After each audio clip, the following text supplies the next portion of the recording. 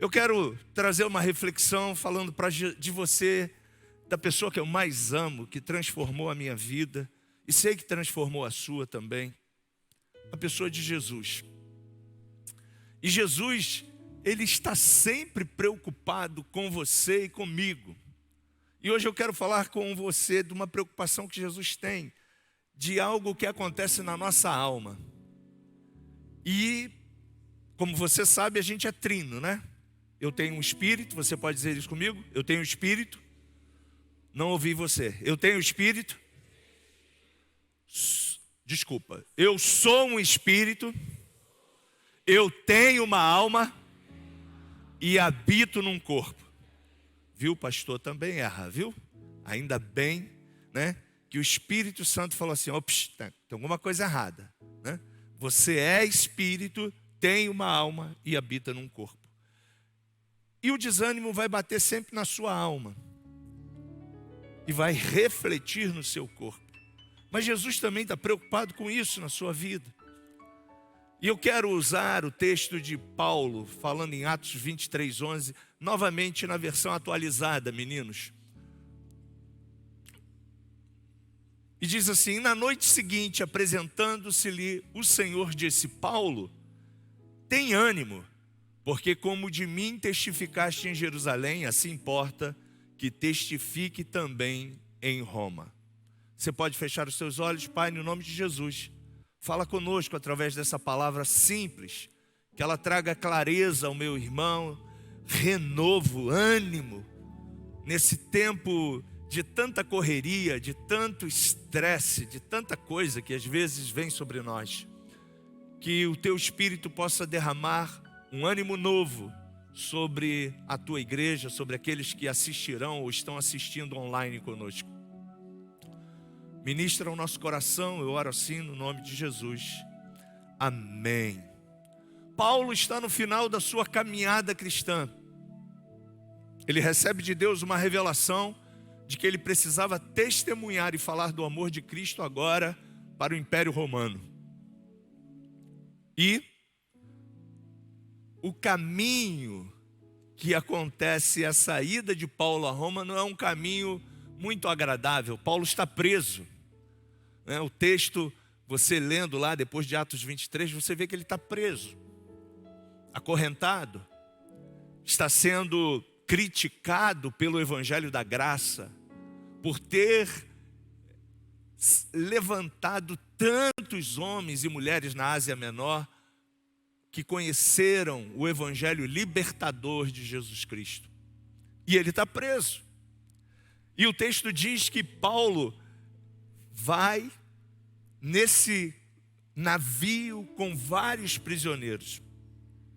E diante de uma determinada situação da natureza, acontece uma coisa muito ruim. O navio se arrebenta todo, você vai ler lá no texto, você vai ver. E Paulo permanece fiel a Deus, fiel ao chamado que ele tinha, fiel à visão que Deus tinha dado a ele. E como Paulo, todos nós em nossas vidas, nós temos momentos às vezes também meio difícil, né? E nesses momentos, quase sempre a nossa alma quer se levantar. A nossa alma quer falar mais alto. Na história de Paulo, várias vezes ela tentou falar, mas Paulo sempre nos ensina a viver e a andar no Espírito. Andai em Espírito, diz ele para a igreja da Galácia, e jamais satisfarei as obras da carne. Um milita contra o outro. Carne ali são os sentimentos que habitam e são inerentes da nossa alma.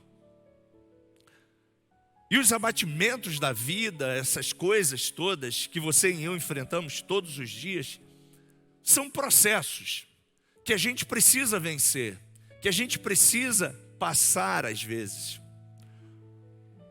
O desânimo, na verdade, é uma enfermidade interna que está na alma. Ele começa lentamente como o medo, por exemplo, como o negativismo, por exemplo. Você já conversou com uma pessoa negativa? Já conversou? Sim ou não? Gente, com certeza aquela pessoa não se tornou negativa da noite para o dia, mas olha, uma coisa é importante você visualizar. Toda pessoa negativa, ela tem um verme muito forte dentro dela, que é o negativismo, e isso contamina. Comece a andar com um negativista que não te dou um mês, você vai estar negativando também, falando de forma negativa, sendo pessimista, por exemplo. Comece a andar com pessoas que são para baixo. Eu lembro que tinha um desenho, não me lembro nem o nome dele, mas um dos personagens, ele falava assim, né? O pessoal da minha época vai lembrar, né? Ô vida, ó céus. Qual era o desenho?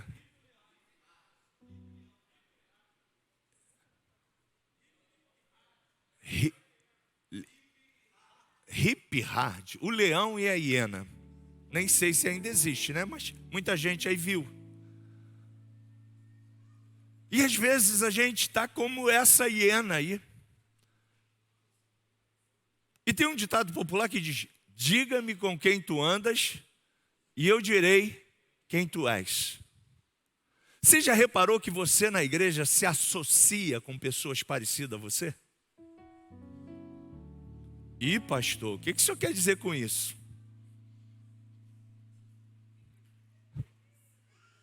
Quem sabe ler um pingo é letra, né? Mas você já reparou que na igreja a gente se associa às pessoas que a gente tem uma similaridade com ela? Ela pensa igual a gente, ela fala igual a gente, ela tem a postura que a gente tem praticamente.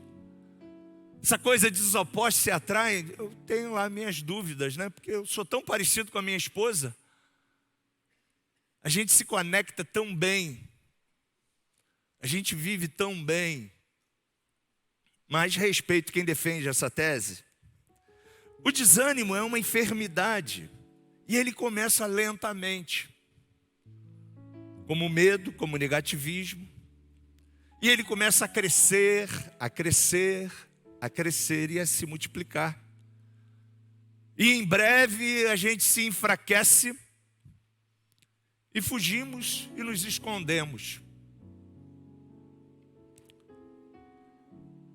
Bom, diante dessa definição, eu quero dar algumas dicas para você.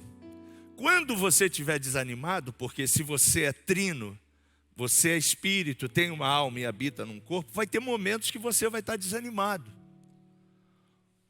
O que você não deve fazer quando você estiver desanimado? Não tome nenhuma decisão quando você estiver desanimado. Por que, Marcos? Porque a decisão que você tomar diante de um momento de desânimo vai ser uma boa ou uma talvez não muito boa decisão. Eu fico com a segunda opção. Biblicamente, desanimar implica em renunciar toda e qualquer esperança. É estar completamente destruído de medidas ou recursos emocionais positivos para a realização de algo. Você lembra de Pedro quando Jesus morreu na cruz, foi crucificado? Isso está lá em João capítulo 20, 21. De repente ele fala com os amigos assim, os 11. Vou pescar. Já deu esse negócio de apóstolo. Vou voltar e vou para o mar, porque essa é a minha praia. Ali, literalmente, a gente vê o Pedro voltando às suas velhas raízes. Estava frustrado, estava desanimado. Pô, ele disse que ia ressuscitar, ele disse que ia fazer, ele disse isso, ele disse aquilo. Poxa, e aí? Passou-se 3 dias e ainda a coisa não aconteceu. Está chegando o 3º dia, ainda não tinha passado, desculpa. E nada está acontecendo. Vou voltar a ser pescador, é o que eu sei fazer. nesses momentos de baixo nível emocional, você e eu precisamos nunca tomar decisões importantes na vida. Olha, por mais espiritual que nós sejamos, e a gente tem falado sobre isso na trajetória da Igreja da Manhã, a gente mais dia menos dia vai ter que lidar com essas situações da vida. E essas situações, elas precisam então ser bem resolvidas por nós. Salmo 34, versículo 19 diz: muitas são as aflições do justo, mas o Senhor o livra de todas. Neste versículo o Senhor está dizendo para você que diante dos revés da vida, você vai ter aflição, você vai ter problemas, você vai ter dificuldades, mas Ele vai estar com você se você ficar em silêncio e deixar o Senhor controlar a sua vida. Na Bíblia nós temos vários homens que tiveram situações como essa. Josué, o libertador, o homem que introduziu Israel na cidade prometida. Ele no versículo 7 do capítulo 7, ele está desanimado. Por quê, Marcos? Simples. O exército de Israel perdeu uma batalha, ele perdeu muitos valentes. E você sabe por que essa guerra aconteceu e por que isso aconteceu, né? Josué não sabia. E ele ficou muito abatido. Acã tinha feito uma coisa que Deus não havia dado uma ordem para fazer, e aquilo que Acã estava fazendo estava contaminando agora todo o exército israelita. E nesse momento de perda, Josué se sentiu desanimado, derrotado. E ele não compreendia por quê? Porque, né? Muitas vezes a gente sofre situações, derrotas, acontecimentos, perdas, e a gente fala assim: por quê? O que aconteceu? E não há resposta. Buscando ao Senhor, claro, a gente vai encontrar sempre a solução para a nossa vida. Por isso que no momento de desânimo você deve ficar em silêncio, diga comigo, em silêncio. E é momento de mosteiro, você vai buscar o Senhor. Você vai se aproximar mais ainda do Senhor. Você não vai tomar atitudes, você não vai se precipitar. Por quê, Marcos? Porque você buscando ao Senhor, Ele vai te dar o escape. Você pode dizer graças a Deus por isso. Outro cara é o Elias. Gente, profetão, né? Foi ao deserto lá. Mas, depois de ter destruído aqueles profetas todos de Baal, a Bíblia diz que ele, meteu o pé. E debaixo de um zimbro ele pediu para si a morte. E disse: já basta, ó Senhor, toma agora a minha vida, pois não sou melhor do que meus pais. Ficou desanimado por achar que estava sozinho. Ei, deixa eu lembrar a você uma coisa que Deus lembrou a Elias. Deus disse para ele assim: tenho reservado e guardado mais de 7.000 profetas que não têm se prostrado diante de Baal. O que Deus quis dizer para Elias? Que a gente nunca está sozinho. Você pode dizer isso aí para o seu irmão: você não está sozinho. Você pode se apresentar para esse irmão: olha, para quem não me conhece, eu sou Marcos, muito prazer. Eu quero estender os meus 2 braços e dizer para você que a gente está junto nessa caminhada. Você pode fazer isso aí para essa pessoa que está do seu lado?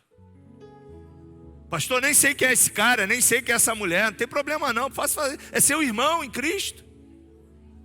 Se ele começar a usurpar muito de você, você vai falar: olha, vai devagar, vamos devagar na relação, né?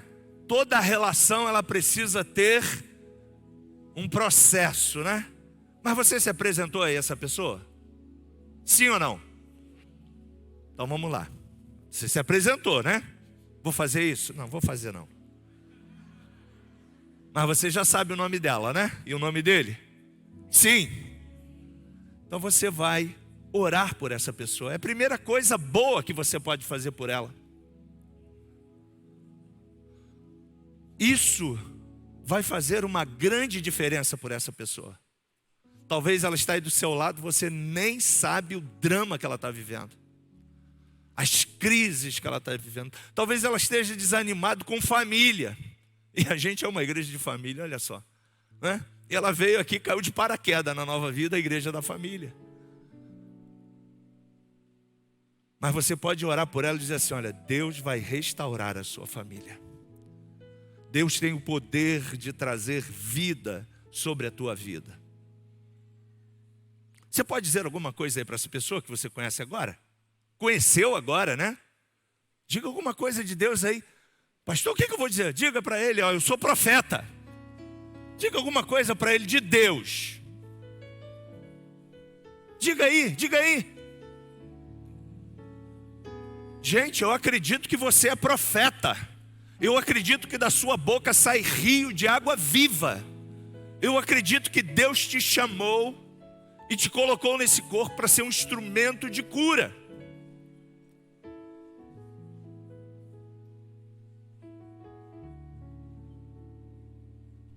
Eu acredito. Sabe por quê? Porque não é por acaso que você e eu e essa pessoa que você sentou ao lado dela está aí do teu ladinho. Não, não é não. Nada é o acaso.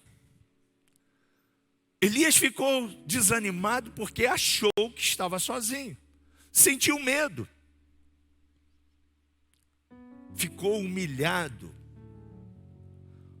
O problema de Elias foi deixar o desânimo e a vontade de dominar a sua própria vida fazer o que não era o desejo de Deus para ele. Aí você pode dizer, mas pastor, ele entrou num processo de depressão, segundo alguns teólogos dizem. Pode ser.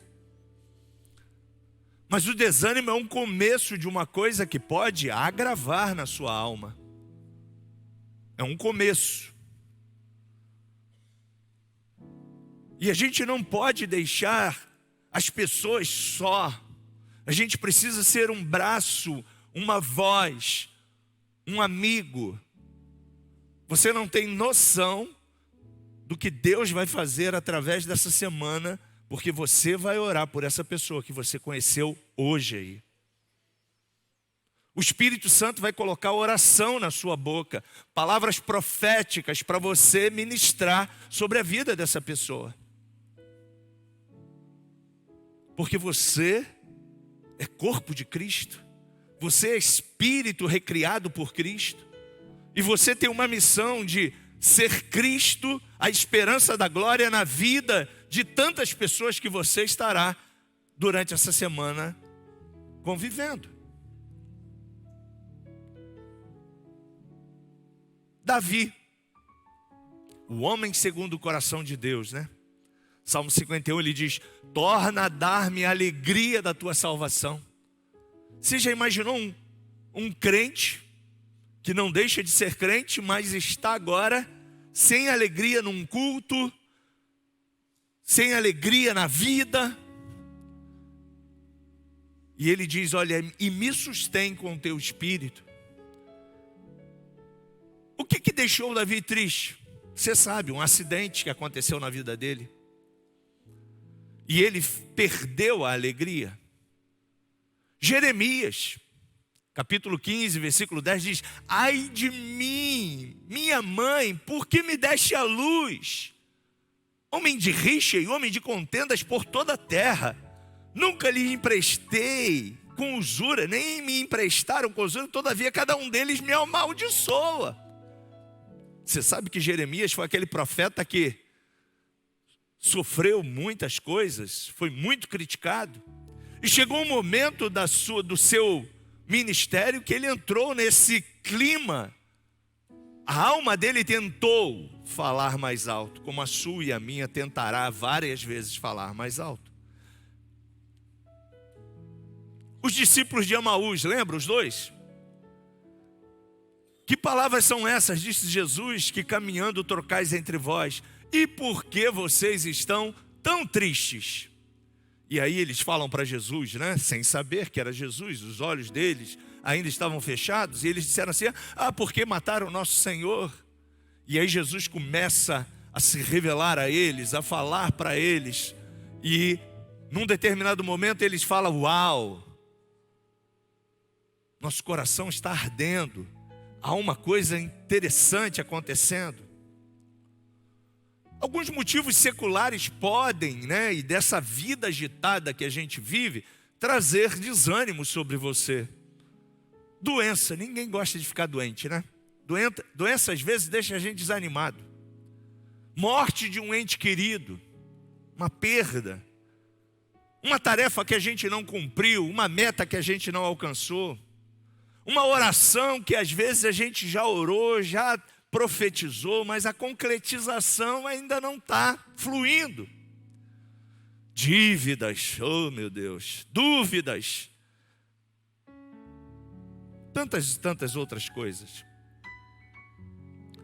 Agora, o que você e eu precisamos fazer, além de ficar calado e buscar ao Senhor diante do desânimo, se sentindo desanimado?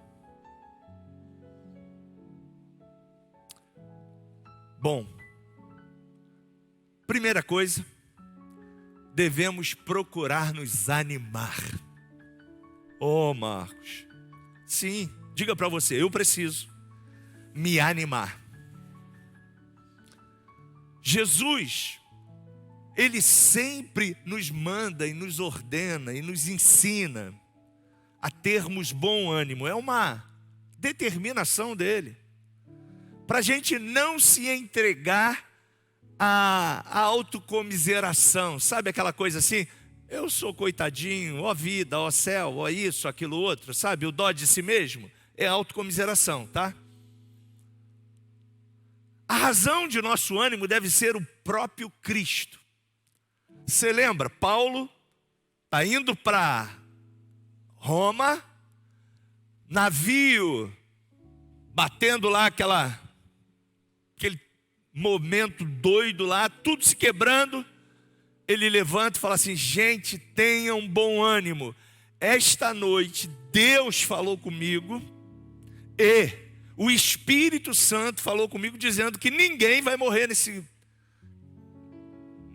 momento aqui complicado que a gente está passando. Não importa que já são 14 dias que ninguém come, ninguém bebe. Você já imaginou?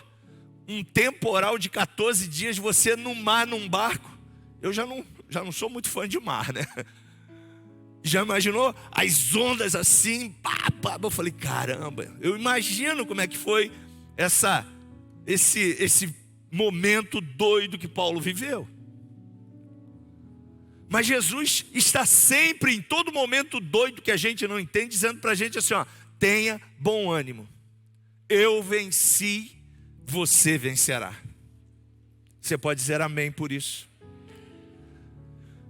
Você está agora ouvindo Jesus, você está em silêncio, você está buscando a Ele. Ele vai dizer ao seu espírito que Ele é a sua paz, que Ele é o árbitro de toda a sua vida, que nada vai roubar a sua energia, a sua força, o seu ânimo. Pelo contrário, em meio às lutas e às diversidades e os desafios que você e eu enfrentaremos, eu quero dizer para você que todo desafio, todo enfrentamento é para te ver melhor na próxima fase. Você pode dizer isso aí para essa pessoa abençoada que está do teu lado? Todo desafio, todo enfrentamento é para que você esteja melhor na próxima fase. Eu não sei jogar nada de videogame, admiro a criançada porque eles são demais, né? Mas tem fases que é uma coisa assim, eles ficam lá irritado e perde, e daqui a pouco, não vou lá, o dedinho fica, né? Quem tem filho aí nessa fase sabe como é que é, né? Ou até homem adulto também, que gosta, né? Sei que a rapaziada adulta aí tem uns que gostam desse negócio também. Pois é, quando a gente passa pela próxima fase, ou o filho passa pela nossa fase, eles ficam, uau, uau, uau, uau, né? E aí eles falam assim, venci você, né? E pronto, aquela fase já foi. Se agora é imbatível, mas vai vir uma nova fase. Você já venceu tantas. E a gente precisa, nessas situações, ter esperança em Deus. Marco, alguém já disse que a esperança é a última que morre. Esperança de brasileiro já morreu. Olha, querido, a esperança do brasileiro não morreu, porque Jesus morreu por todos os brasileiros. E Ele é a nossa esperança, e Ele está vivo. E um dia voltará para reinar para sempre com você. Você pode dar um aplauso a Ele?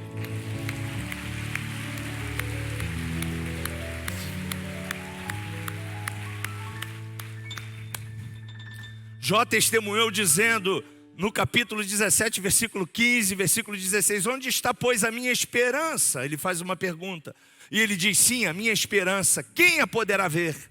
Ela descerá até as portas da morte, quando juntamente no pó teremos descanso. De acordo com o texto bíblico, o que Jó está dizendo é que até a sepultura ele continuava esperando em Deus, diante de uma situação calamitosa que ele estava vivendo.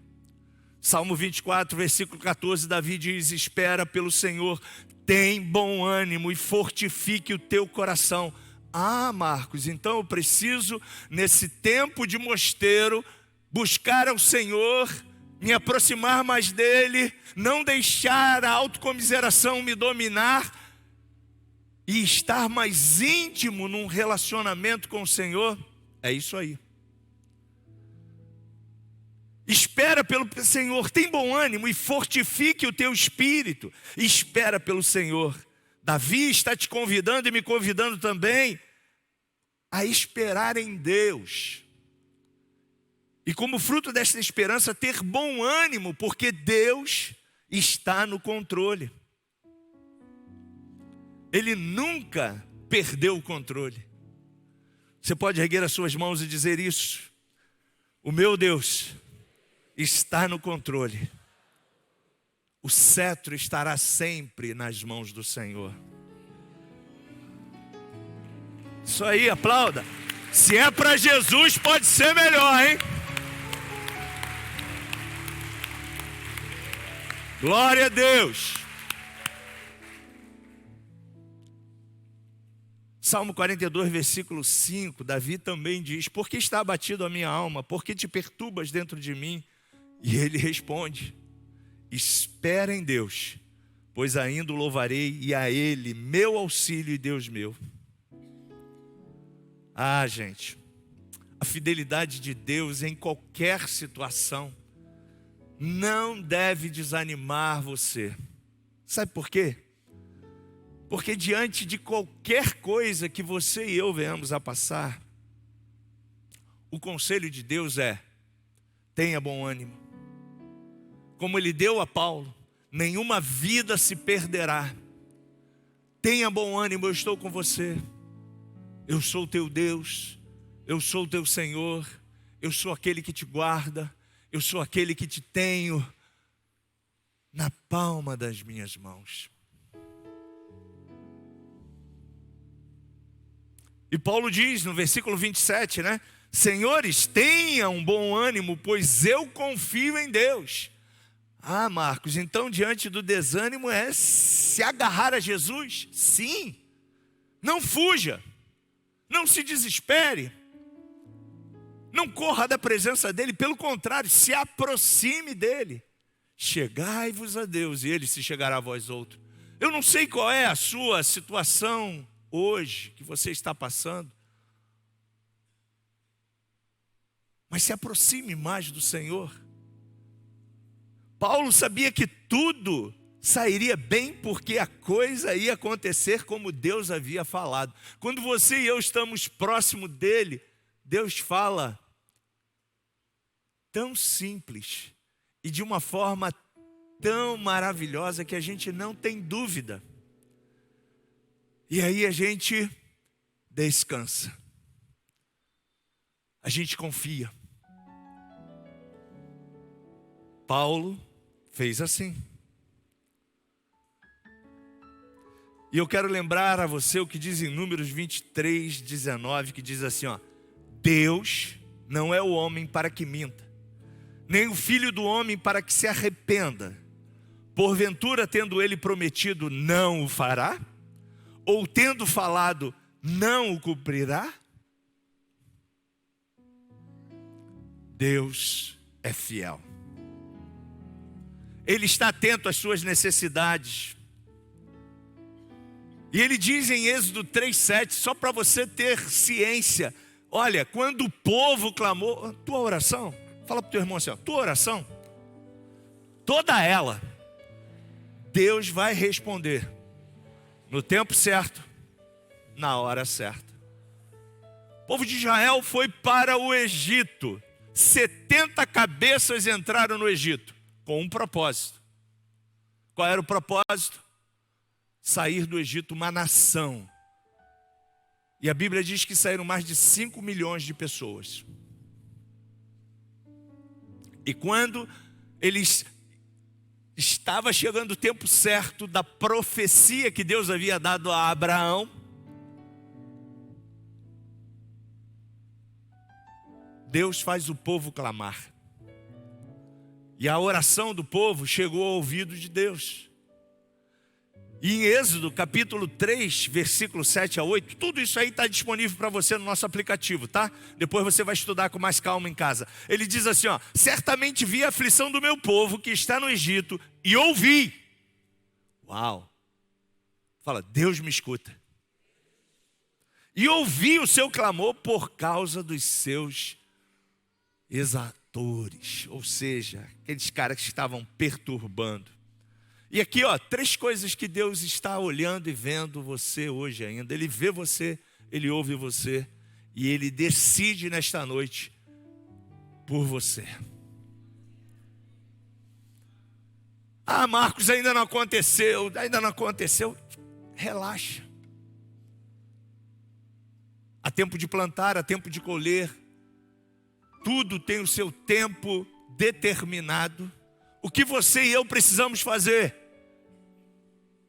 Colocar a nossa vida nas mãos de Deus. Entrega o teu caminho ao Senhor. Confia nele.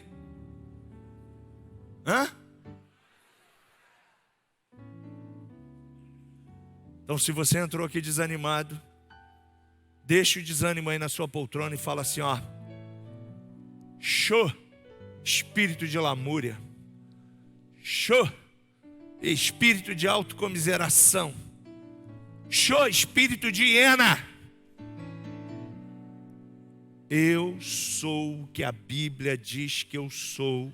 Eu posso o que a Bíblia diz que eu posso. Eu tenho muito a realizar. Eu sou saudável. Eu sou inteligente. Eu sou filho do Deus Altíssimo. E Ele vai cuidar de mim.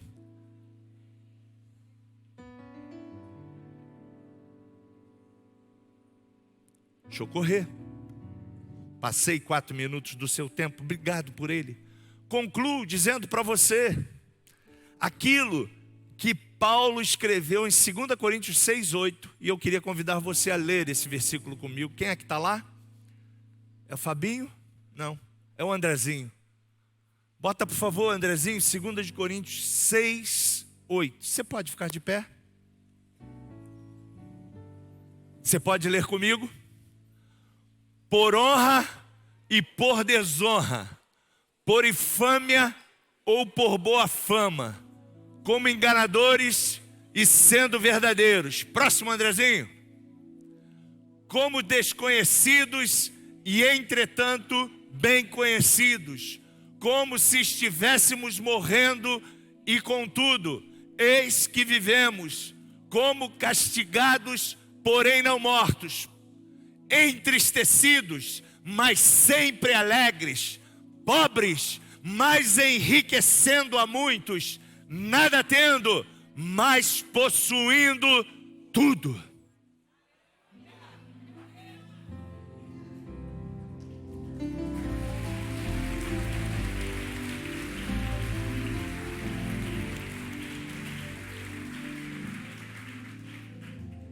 Parece um paradoxo, né? Mas é assim que vive o cristão.